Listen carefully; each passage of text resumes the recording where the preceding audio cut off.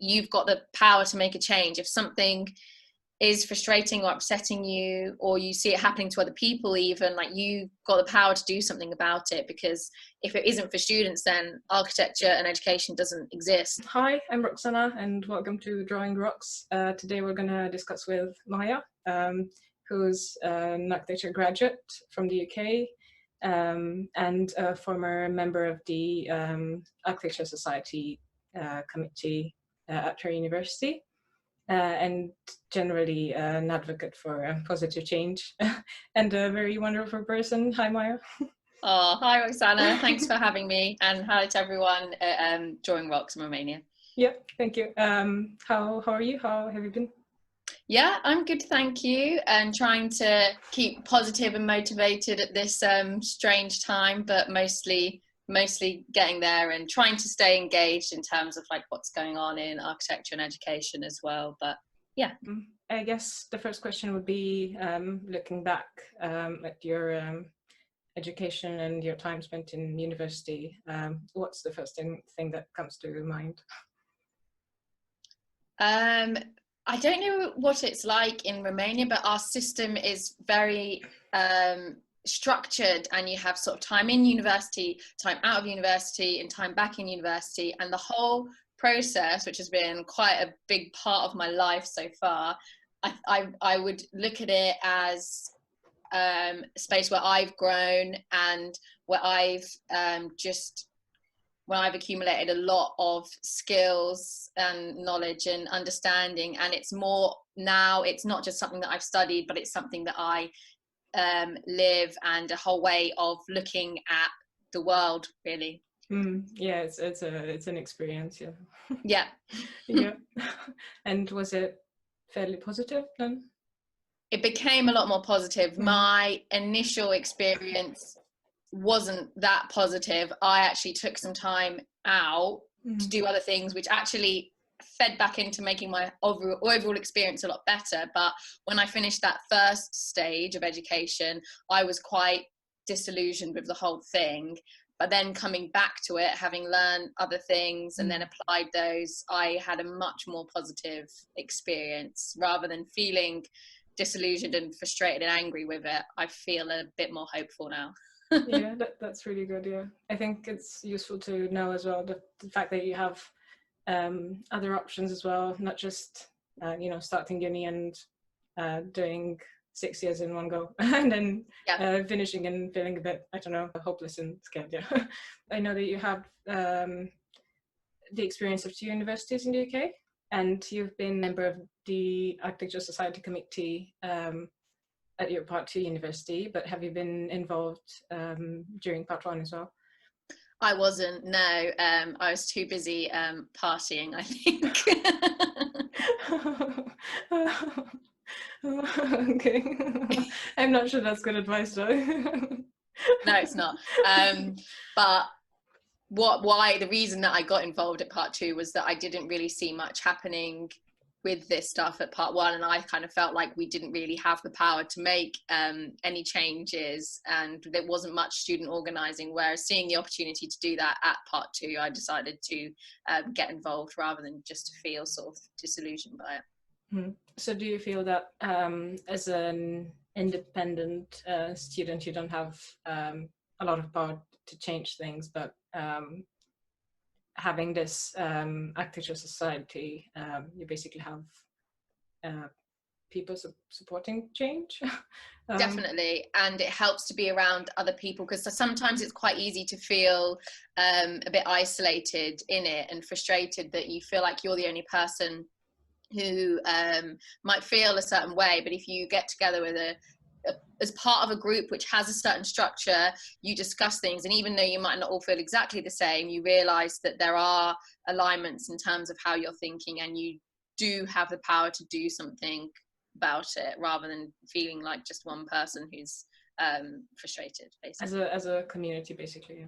Yeah, definitely. Yeah. And I think the structure is really important as well, because it having a certain officialness to it. It's part of, universities are such complicated institutions of so many structures and boards and all of these kind of things, but by being a part of it, you do have the power to make a bit of change. You do start to realize how complicated it is, but you can make a difference. I think initially, well, when I was, especially like the age thing, when I was younger, I just felt like you just had to rally against them. But if you want to make change, sometimes the best way to do is to take them down from the inside. And yeah,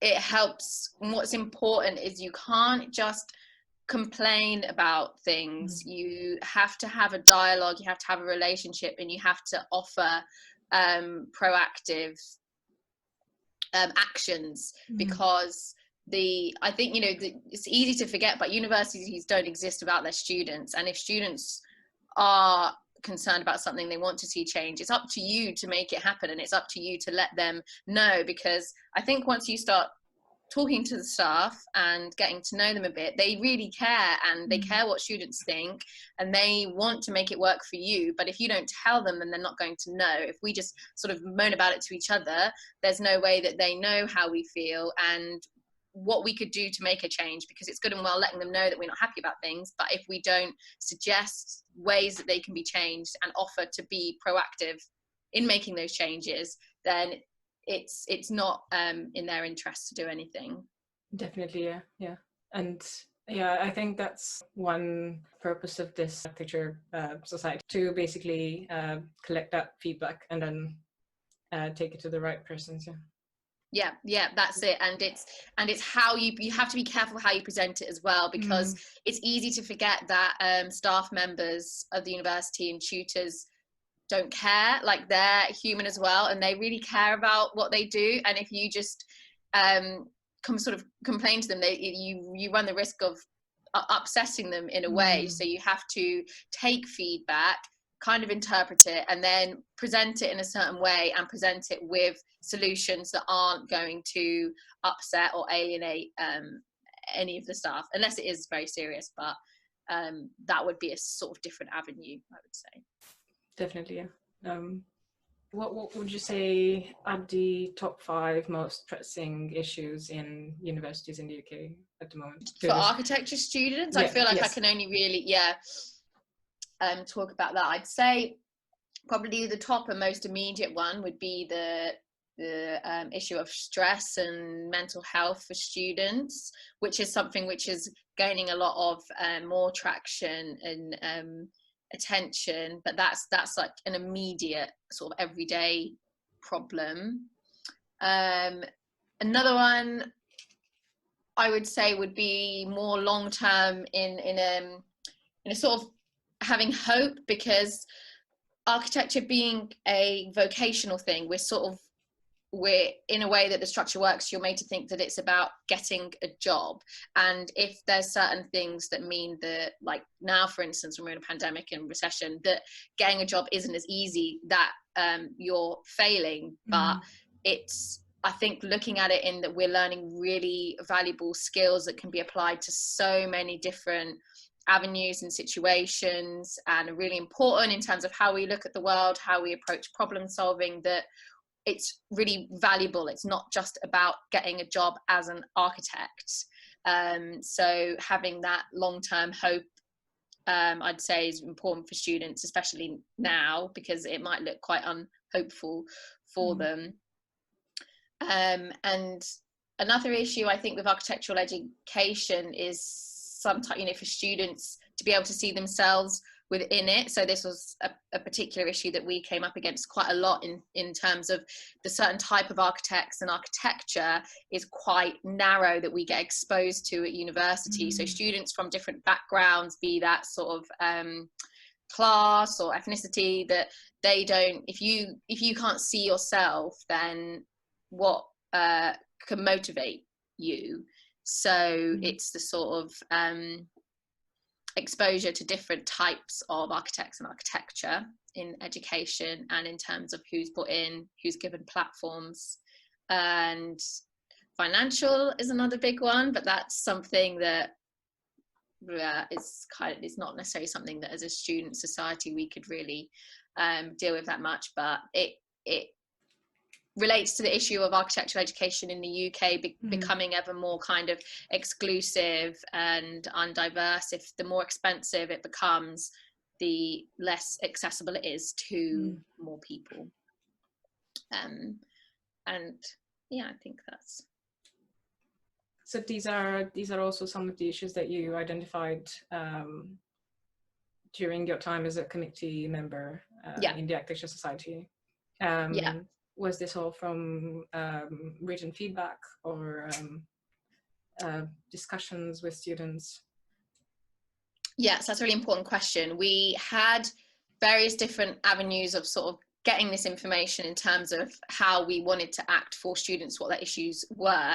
And as a student society, we're very much acting in the interest of students, and mostly architecture students. Other students could join the society, but as a subject-specific society, we were very much acting in the interests of architecture students, because they're pretty much our membership. A society is acting in the interest of its members.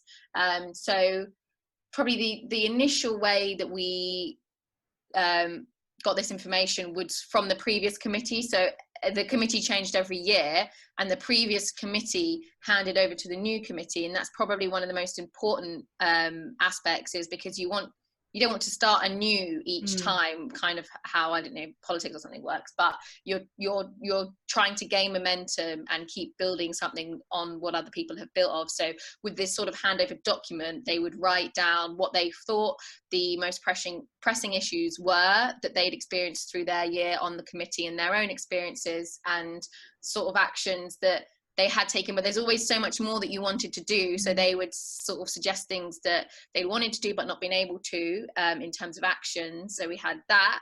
And then we would, at the start, because we wanted to make sure that we sort of got our own views as well, and as a sort of closed thing to just our committee members, we would put up polls for issues on social media, which were anonymous. And then we had other avenues that were open, so students could directly message us, so that they didn't have to, post anything publicly, their own concerns and ideas. You can't obviously do everything, and you can't take on everything, because not everyone has the same, there might be conflicting concerns within that. So it is a selective process in terms of what you choose to address. So we take in all of the sort of raw information that we've got from those different avenues, and then we sort of filter it through ourselves as a committee. So it's not individually. We bring everything to the table. There's about 10 to 15 of us in the committee. We discuss it and then sort of prioritize issues from there as a group, not as individuals. That's very interesting. Yeah, and I remember one thing that in the studio you had a box, I think, for feedback. Yeah, so everyone could just put notes in. Yeah, that was pretty interesting. Yeah. So that was good. And then I think probably the most successful were the online polls and just people directly contacting us through social media. So it didn't seem like an official university thing. So they didn't have to email us through their university emails or anything. They could just message us on Facebook or Instagram, and we could get that directly, we got quite a lot of feedback that way. And that was something that we did really try to build up, was the social media presence of the society, which, looking at other universities, architecture societies, there's definitely a way to go with it. They're definitely building up a lot more of a presence on social media, and it allows you to see what other architecture student societies are doing, and it broadens your platform so that it's not just of the university as well. So would you say that to help students? Yeah, ultimately, yeah. And it gives you a different interface to students that universities don't, the direct institution of the university doesn't have. And just the way that students are, especially at the minute with students not being physically in the studio space as much, I think that's really, really important. And generally spending a lot of time online procrastinating. And yeah, definitely. Yeah, and it's just a very direct, easy way of getting in touch, really.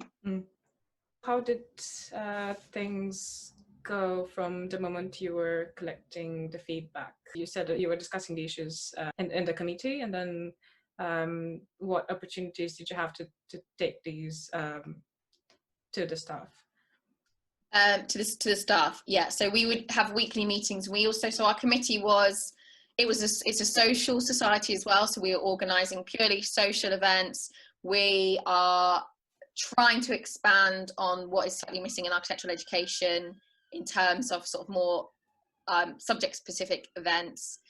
We had sports events, and so there's lots of different things going on in the committee. But in terms of relating to the education and relating that to staff, I think the main way that we did that was through organising events to sort of address these issues, and we worked with the staff. So we had a meeting at the start that the staff suggested, and we talked to them about what we wanted to do. They were on board with what we wanted to do broadly and said that they were willing to work with us. So we then had a series of a few more meetings to discuss with them how our events were going to address these issues and what they could do to help us, really. So they were really interested in helping you. It wasn't. Yeah, definitely. It's as you say, it's definitely in there. It's in the staff's interest to support students, and it's working out. You have to work together, because I think as a society, they see the value in you. Like, you're representing the students to a certain extent, and you've got direct access to the students that they don't have, and you've just got a way of mobilizing and organizing with students that they don't have, whereas they've got more financial tools to do things in terms of getting improvement from the university, and they have a lot of contacts in the architectural community as well. So you're sort of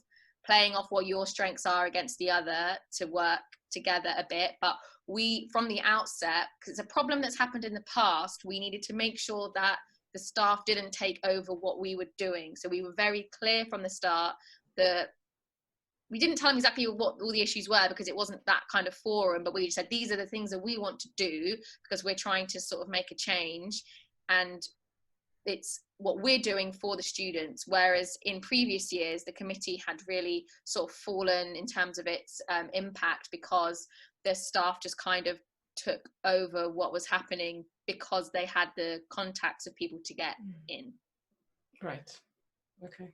Yeah, so it was always, we were just really clear from the start that we know what we want and this is what we're trying to do. We'd appreciate your input, but we really are remaining steadfast on certain priorities, because it's easy to get pulled away. Yeah, definitely. Yeah. You have to have confidence to stand your ground and know that as students, and the connection that you have to students, you know what they want to see, and that's what you're trying to do. Right. That's really good to hear you. Also, you were a social society, you said, so you were organizing parties and things. Yeah. As a percentage, how much were you dedicating to, I don't know, organizing social events, for example? So within the committee, we all had different roles. My role was organising events and lectures, but the sort of educational side of it rather than the social side. So we had social secretaries, and we had people who were in charge of marketing and social media and stuff, and then general secretary. So it was probably, in terms of total everyone's time, it's difficult because some people did a lot more than others. It was probably almost 50-50 in terms of social organising and what you might call like educational organising. Right. But what we tried to do was just trying to appeal to a broader range of students and slightly change cultures in a way. Before, social events had mostly just been organised around drinking pretty much, and we didn't want to alienate certain people from that, and we wanted them to be a little bit more relevant in a way. So we organised a new strand of events which was we tried to mix the sort of social and educational side as well. So we did life drawing classes, which were a social thing as well, because people could bring drinks and they were sort of socializing. You had a bit of food and stuff, so it was in between it being like a skill-based thing and a social thing. And we did creative writing, we did photography, so it was trying to bring those things together so that it wasn't like you're either a social student or a serious student. There can be an in-between. And to not alienate certain people as well, because that's something that we'd sort of got feedback on before, because when you've got students from lots of different cultures and backgrounds, you can't only socialize in a certain way, because you'll alienate people. It improved the turnout, and that's something about, we sort of mentioned in terms of the problems, this culture of stress. You feel like architecture students have to be working all the time, and that's something we try to address with our events, is that if you could just take a bit of a break from your work and do something that's fun but it's also kind of a skill-based thing, like with the life drawing and creative writing, that we can have a break but by doing something kind of good at the same time. And that's trying to address that cultural issue of overworking in architecture schools. That's good. And it did feel like, it really felt like a fight to get people to come along, because I thought the biggest issue would be organizing these things, getting permissions to do them, doing all of that, and we'd put them on, then it would all be okay. But getting people to turn up was 50% of the battle, really. And the hardest bit. Because you think that you'll just do these things, it'll be great, people will come, but you have to really convince people to come, especially when you're doing something new. The best thing was that no one regretted coming. It wasn't that people came to an event for 2 hours and then said at the end, oh, I wish I had been working on my project. Everyone got something out of it who came, and that's what mattered to us.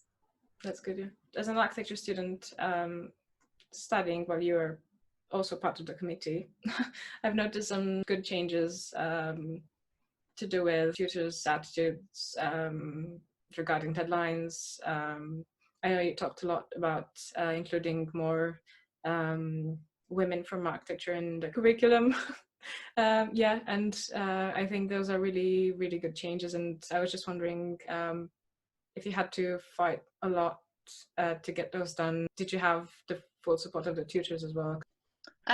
Not at first. At first, they were very open to everything. But when it came to the actual support that we needed running the events, it wasn't always there. Certain members of staff were brilliant and consistently brilliant, but not all of them. So, for example, they were very, as we said, we're going to do all these things. They're like, that's great. We want to see this too. But they didn't seem to value, and this is what we're trying to change the mentality, that the architects that are coming in who are very well regarded and respected, a certain type of architect who they would know and respect, they valued those events much more than the ones that we put on, where we're trying to diversify these platforms to bring in people from different backgrounds with different experiences and expertise. They didn't necessarily show up to support those events, even though they said that they supported them. They didn't demonstrate that by actually turning up and prioritizing it and making their students go. Because even though we have a really good direct relationship with the student body, tutors telling their students, do this, go to this, because it will really help your work, is a really powerful message. And they didn't do that to the same level with the ones that they valued and the ones that we valued. But we talked a lot about this with them, and they were quite difficult conversations. And I think ultimately they did understand, but that was hard. Yeah.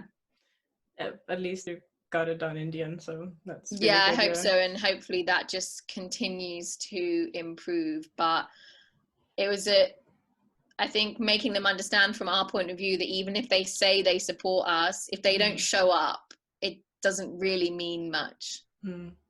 Yeah. They have to demonstrate the support. Yeah. You talked about the lectures with guests coming to speak at the university. Could you maybe talk a bit about those? How were you approaching people? Was it through the tutors, the relations that they had, or were you just phoning practices saying, can you come?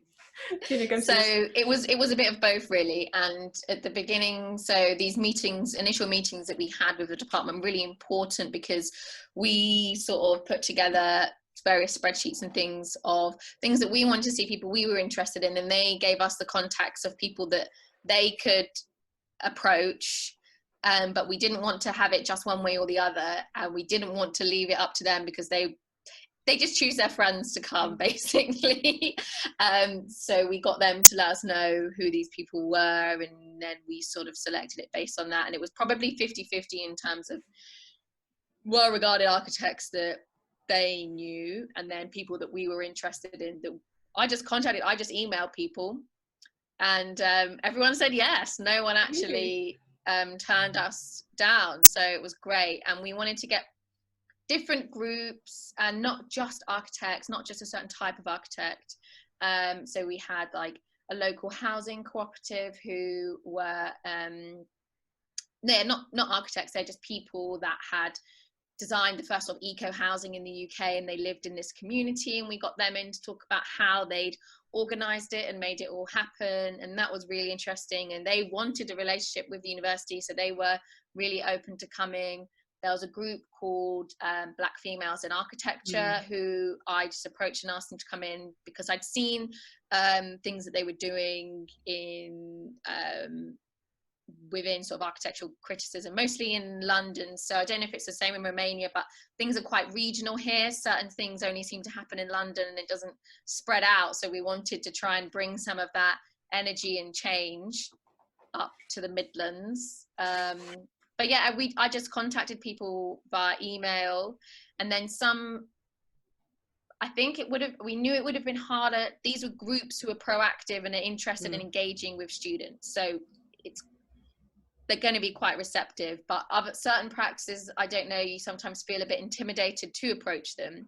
Yeah, definitely. So there's some that we knew who were doing things a bit differently. So female-led practices who are working with communities, and what we would say is, doing something a bit different maybe. And there are a few that sort of ex-students from Nottingham worked at, so that was a really good way of contacting them, so we could contact them through the students that we already know, and contact them at their practice and say, would you or one of the partners like to come in and give a talk? And it's really nice to get ex-students in, or people who have a connection with the university, and it shows students that like this is you can be here, like this is what you can aim for, because it's students seeing themselves represented rather than just bringing someone else. This is an amazing successful person, but they have no relation to you, so it just seems like a very unobtainable thing to aspire to if you can't see yourself on that platform. It also, I think, contributes to that feeling of being part of the community. Which is what we were trying to do, rather than you just have a certain person up on the stage who's kind of untouchable because they're so amazing, and doesn't really create a sense of that. And the way that the culture of how the talks work as well, we kind of tried to change. We wanted to have more discussion. So lots of the ones that we put on, it was almost 50-50, someone giving a talk, and then the other half of the time was having questions and discussions as a group, which we really enjoyed, because encouraging students to speak up in these kind of situations is really important. Yeah, and it's something you have to learn. Yeah, it's scary, but once you start doing it, you realize it's not, and every opinion is valuable in these situations. Everyone's experience is unique and has a different take on it, and is really it's valuable. So we wanted to bring people from the capital to get to inspire us in terms of what they're doing, but also to celebrate what happens locally, because it's just as valuable. Yeah, you said that you would like students to be involved in the discussion as well, and I know a few forums have been organized, like the Sustainability Day discussion. Did you organize that as well? Yeah, so we were part of organising that. It's something that the department wanted to do, but they wanted help from students as well. And we were always their first sort of port of call with that, because we already exist as an organisation and we can get in contact with students who we know. So it didn't necessarily have to be people from the committee, but students that we're aware of who care about those issues as well. And what the sort of forum or panel discussion does is it sort of blends that platform idea. Rather than just having one person on a platform and a whole audience, you've got a sort of a group of people sitting on a panel. And what my role within that was sort of facilitating questions and answers from the audience. So you're facilitating more engagement. It's a discussion. People on the panel can talk, but then we get questions from people to direct to certain members of the panel. And then you do this a bit, but then it just sparks general discussion. There are often problems if people talk too much or sort of try to commandeer things a bit, but you just have to be confident enough to interrupt and get things moving again. But yeah, so I think you would call it a forum or a panel discussion. They're much more effective ways of getting students engaged rather than just the sort of lecture audience model. Yeah. And it's who you put in that panel. So with the sustainability, we had people, it's like who's got the power to make change with these issues. We need to bring those people to the panel. So it's people that you wouldn't necessarily be aware of as a student, because you don't know how these structures work within the university. So it's bringing some of those to the students so that they can have a bit of dialogue with them, and there's a bit more accountability to the students as well, rather than it all happening behind closed doors as such. But then, and it was a really good event, but the important thing is that the momentum keeps going, and it's up to students really to make sure that happens, because you can't expect the staff to sort of try and drag everyone along or to know everything. Yeah, because their job is to teach, and even though they are obviously passionate about, you know, what students want and making that happen, they can't do it all. And they'll do it in their own interest, and that's not necessarily the interest of the students. We talked about the lectures and you know, all our extraordinary opportunities for students to learn about the industry and maybe have a discussion with architects. Do you think architects from practice should be better mentors to students? Definitely, and I think that it does happen, and lots of the tutors that we have are practicing architects as well, which is a really important thing. But the mentoring thing is different, and that is something that the RIBA, who is a big organisation of British architects, that they facilitate and do. But a criticism of that has been that it's often quite a narrow sort of group of people that become the mentors, because they're the people that have got the free time and you know, they don't have other financial responsibilities. I don't know, it's been done, but the certain type, it's still not like broad enough, I don't think. So maybe it could work better in terms of like an ex-student mentoring thing. This is something that we tried to do, which was tying into the engineering department, because they have a really strong drive with this, but it's a women only thing, so obviously not broad enough, but it's about women in STEM. So they would engage students from high schools who are interested in universities, who'll be mentored by university students, and then university students get mentored by somebody in practice, and you have this sort of 3-tiered feedback, and you're all helping each other as well. And then so it was mentoring, and then they had events and activities around that, and we were really trying to get them to bring it to architecture as well. They might do next year, but it was something that was pretty much just for engineering, but we were trying to persuade them to do it in architecture as well. So it was organised by the university, but that 3-tiered system was really interesting, that you get schools engaged, you get university students engaged, and you get people in practice engaged, and it goes sort of up and down. Yeah, that's definitely interesting, yeah, and I think it's useful to everybody. Yeah. And the idea behind that again is that you're all sort of teaching each other. Mentoring doesn't go one way, just from the top down. Yeah, it's a discussion. It's a conversation. yeah, and you learn from each other. Yeah. What is the project you're most proud of? Gosh, it's hard. I think it probably would be the lectures, in terms of who we got in. Yeah, and how sort of open people were to coming, and how pleased they were to have been asked. Yeah, that was really fulfilling. It was probably the most stressful one I did, but probably the most rewarding as well. You have to remind yourself the worst they can do is say no, and you don't lose anything by somebody saying no. The most difficult part of it was getting people there, because it's something that I really cared about, and I knew people cared because it's what people had asked us to do. But then when students didn't show up in great numbers, it was really demoralizing. But because for some of them we had quite small groups, it became more of a discussion, and that was really valuable. Rather than it being a big lecture, it was a bit of a lecture, and then we all just sort of sat around and talked together, and it was sparking conversations. That was the most important bit, not just listening to what someone had to say. It's then hearing students get engaged and talking with each other about the issues that had been raised and what they think about that and what they can do about that. That was the best bit. Yeah, it's good to talk about it because it makes you think like about what you've done and like what you care about. Because when you do it, you get so sort of stressed and like you're just going with it. You don't have much time to kind of reflect on what you're doing and what you've done. So yeah, it's good. Now that you've had time to reflect, how do you see the future of architectural schools in the UK? Oh, it's a big question.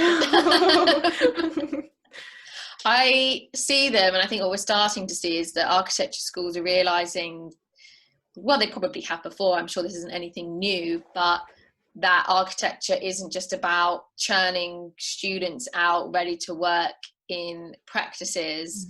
They're training students to address the important issues that society is facing, and letting students know that the skills they have are really valuable and important for making those changes, and the experiences that they have and the knowledge that they have is valuable in terms of being able to come up with solutions and to be part of a solution rather than part of a problem, which is what architecture can and has been, especially if you want to relate it to things like the environment. So it's universities being places of what the future's going to look like, rather than perpetuating a problem. So I think it's definitely hopeful, and students are brilliant. That's good. Yeah. And do you think things have changed? I think they have, but it's my experience from two different institutions, so they're going to be different. But I would say,